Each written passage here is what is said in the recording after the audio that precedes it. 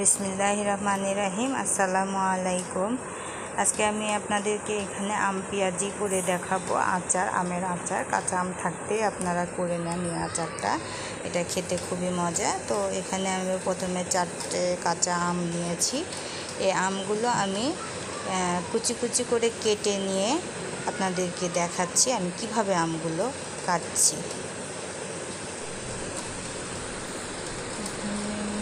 এই যে আমগুলো কুচি কুচি করে কেটে নিয়েছি।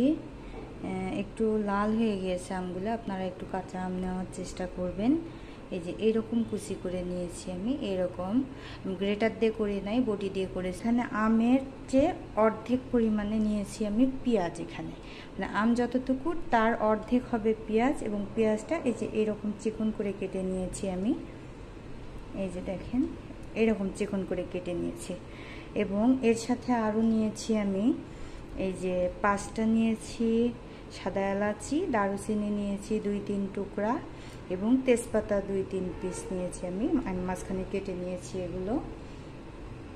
তারপরে এখানে আছে শুকনা মরিচের গুঁড়া আছে। আপনারা যারা ঝাল পছন্দ করেন তারা বেশি নেবেন, যারা ঝাল পছন্দ করেন না তারা কম নেবেন। তারপরে এখানে সামান্য একটু হলুদের গুঁড়া আছে। তারপরে এখানে আছে এই যে সরিষার তেল আমি নিয়েছি, 1 কাপ পরিমাণে সরিষার তেল আছে এখানে।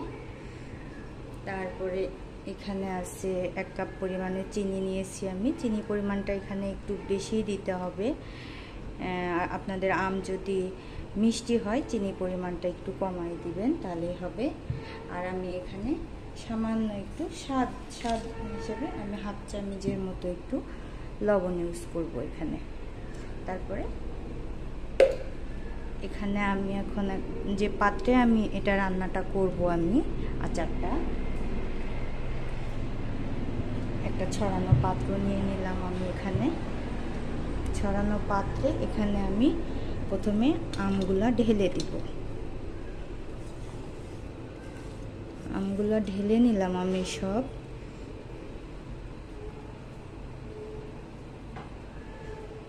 তারপর আমের উপরে আমি এখন পেঁয়াজ কুচিগুলা দিয়ে নিব। আম যতটুকু তার অর্ধেক পেঁয়াজ দিতে হবে, যেহেতু এটা আম পেঁয়াজি রান্না হবে।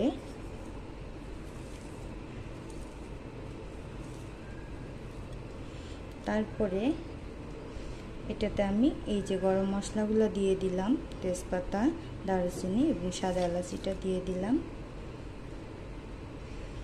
তারপর এখানে মরিচের গুঁড়া এবং হলুদের গুঁড়াটা দিয়ে দিলাম। এখানে কোনো আদা বাটা, রসুন বাটা আমি ইউজ করব না এই আচারটাতে। তারপরে এই যে একটু লবণ, 1/2 চামচ লবণ দিয়ে দিলাম। এবং এখানে এই যে 1 কাপ চিনি নিয়েছিলাম, চিনিটা আমি ঢেলে দিলাম পুরোটাই। তারপরে যে সরিষার তেলটা আমি 1 কাপ পরিমাণ নিয়েছি, তেলটা সরিষার তেল এখানে বেশি লাগবে, এই তেলটাও আমি ঢেলে দিলাম।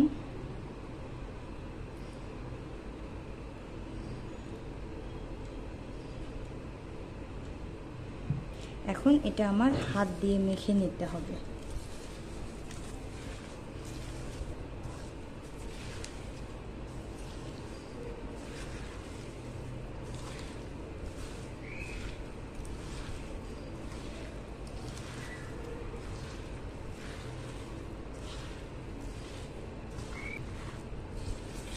এটা আমার হয়ে গিয়েছে মাখানো, চিনিটাও প্রায় মোটামুটি গলে গিয়েছে আমার। এখন এটা আমি, এখন তেল বোঝা যাচ্ছে না, কিন্তু এটা যখন রান্না হয়ে এটা কমে আসবে আমটা, তখন বোঝা যাবে, এটা তেলটা বের হয়ে যাবে। তারপর এখন আমি এটা ঢেকে দিব না, এটা শুধু খোলা জালে রান্না করতে হবে, মানে ঢাকনা ছাড়া রান্না করতে হবে, এবং বারবার নেড়ে দিতে হবে যেন চিনি দেওয়া আছে নিচে ক্যারামেল হয়ে না যায়, এদিকেও একটু খেয়াল রাখতে হবে। তা চলেন আমরা এখন চুলায় যাই। এটা আমি চুলার উপরে উঠে দিয়েছি। এখন এই যে সাইড থেকে তেল বেরিয়ে যাচ্ছে, দেখেন অনেকটা তেল বেরিয়ে গেল সাইড থেকে।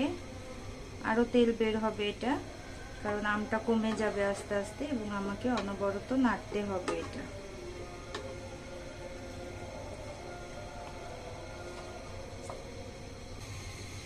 আমটা আপনারা একটু কাঁচা নেওয়ার চেষ্টা করবেন, কারণ কাঁচা আমের এই আচারটাই বেশি মজা লাগে খেতে।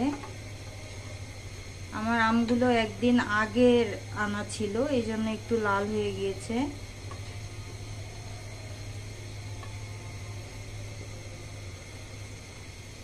এটাকে একটু ফুটতে দিতে হবে।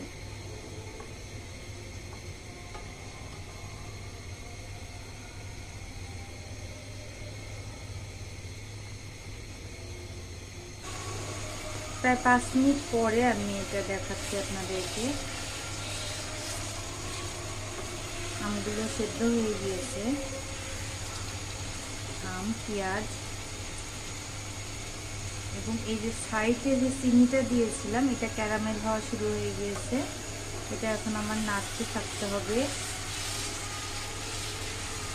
আস্তে আস্তে নাড়বো, যেহেতু আমগুলা সিদ্ধ হয়ে গিয়েছে, গলে যেতে পারে আমগুলা, এই জন্য আস্তে আস্তে নাড়তে হবে।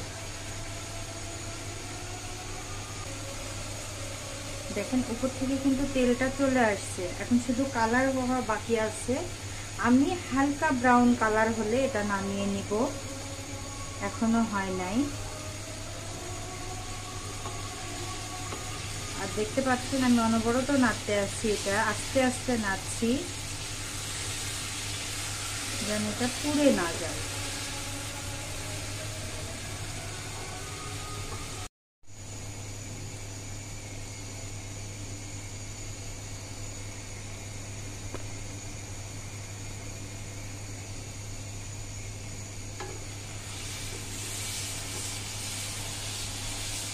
আপনারা দেখতে পাচ্ছেন আমি কিন্তু এটা সব সময় নাড়ছি এবং আস্তে আস্তে হালকা হাতে নাড়ছি নিচ থেকে, যেন লেগে না যায় বা পুড়ে না যায়।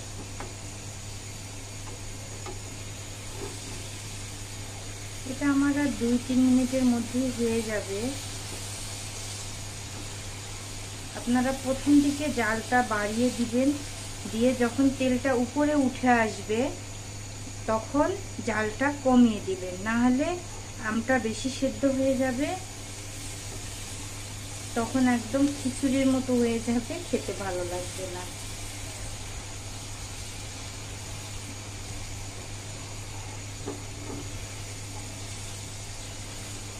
দেখেন তেল বেরিয়ে গিয়েছে এবং আমের সুন্দর একটা গন্ধ বেরিয়েছে। আচারটার সাথে সরিষার তেলের সুন্দর একটা গন্ধ বেরিয়েছে। আপনারা যখন বানাবেন তখন গন্ধটা ফিল করতে পারবেন, খুবই সুন্দর একটা গন্ধ। এর ভিতরে কিন্তু কোনো রকমের পাঁচফোড়ন ইউজ করা হয় না, বা কোনো রকমের আদা রসুন বাটাও ইউজ করা হয় না। 1.5 মিনিট আগে আমি এই জালটা বন্ধ করে দিব, কারণ সরিষার তেল সহজে ঠান্ডা হয় না। যে গরমটা থাকবে সরিষার তেল, ওই গরমেই কিন্তু বাকিটা হয়ে যাবে, হয়ে আমার যে কালারটা আমি চাচ্ছিলাম সেই কালারটা চলে আসবে।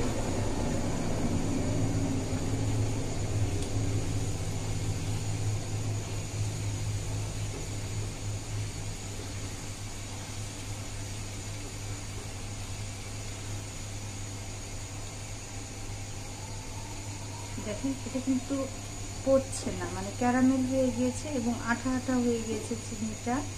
এই যে এই পর্যায়ে আমি জালটা বন্ধ করে দিব, কারণ ওই যে বললাম 1-1.5 মিনিট বা 2 মিনিট এটা হতেই থাকবে এই গরম তেলে। এই যে জালটা আমি বন্ধ করে দিয়েছি, তারপরেও দেখেন এটা কিন্তু হতেই আছে, এটা প্রায় 2 মিনিটের মতো এটা আরও হবে। আর আমি যদি এ পর্যায়ে জালটা বন্ধ করে না দিতাম তবে এটা বেশি কালো হয়ে যেত এবং ওভারকুক হয়ে যেত, তখন আর এই আচারটা খেতে মোটেও ভালো লাগতো না। এই যে জালটা বন্ধ করছি আমি, অনেকক্ষণই হয়ে গেল কিন্তু এখনো ফুটছে, কারণ আমার চুলাটা গরম আছে, আবার এই যে সরিষার তেলের যে গরমটা এইটাও আছে।